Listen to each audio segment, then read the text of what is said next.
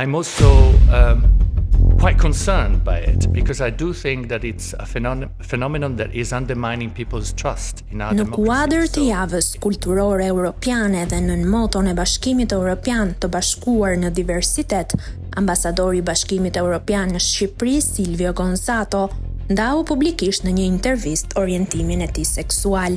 Në Shqipëri duhet të harriet ky ndryshim i mendësisë. Njerëzit të pranojnë larmin dhe mendoj që kjo do të jap efektin e vet, shtoi ambasadori, duke komentuar më tej deklaratën e tij për homoseksualitetin. Gonzato shprehu se ndershmëria është thelbësore, pavarësisht vështirësive që sjell ekspozimi publik. Është e vështirë sot të ekspozohesh në këtë formë dhe bëhesh i cënueshëm, por më pëlqen të jemi sinqert. Nuk kam diçka për të fshehur, të shprehesh se kush je në të vërtetë nuk është e lehtë, por e rëndësishme të jesh i ndershëm. Mënyra si jam unë nuk është kërcënim për ju dhe ndjenjat që kam janë të njëjta me ju. Po ne jemi ndryshe, jemi me këtë diversitet dhe jemi edhe të njëjtë, deklaroi ai.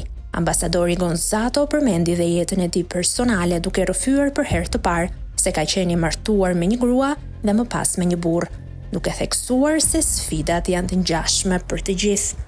Ne kemi një thelb njerëzor dhe ju ndoshta e dini që unë kam qenë i martuar me një femër dhe më pas u martova me një burr dhe problemet janë njësoj.